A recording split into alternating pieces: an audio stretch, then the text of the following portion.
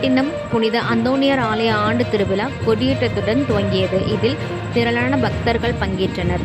நாகப்பட்டினம் முதலாம் கடற்கரை சாலையில் அமைந்துள்ள பழமை வாய்ந்த புனித அந்தோணியார் ஆலயத்தின் ஆண்டு பெருவிழா இன்று கொடியேற்றத்துடன் துவங்கியது. முன்னதாக கொடி ஊர்வலம் ஆலயத்தின் வளாகத்தில் இருந்து துவங்கி முக்கிய வீதிகள் வழியாக மீண்டும் ஆலயத்தினை வந்தடைந்தது. நாகை மறைமாவட்ட அதிபர் பன்னீர்செல்வம் அவர்கள் சிறப்பு திருப்பலி செய்து வைத்தார். தொடர்ந்து ஆலயத்தின் முன் உள்ள கொடிமரத்தில் புனிதம் செய்யப்பட்டு கொடியேற்றம் நடைபெற்றது.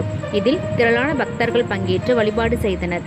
அதனைத் தொடர்ந்து வண்ணமிகு வான வேடிக்கை நிகழ்ச்சி நடைபெற்றது.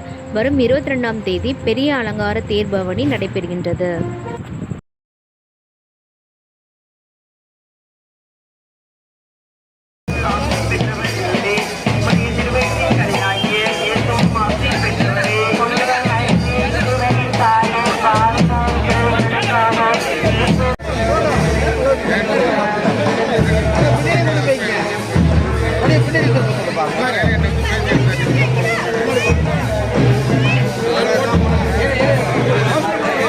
ஏற்றப்படுவது போல் இவர்களுடைய உள்ளங்களும் விண்ணகம் நோக்கி உயர்த்தப்படுவனவாக. இந்த நவநாட்களில் இந்த கொடியை பார்ப்பவர் அனைவரும் உம் திருமகன் எங்கள் ஆண்டவராகிய கிறிஸ்து வழியாக மன்றாடுகிறோம். ஆமென்.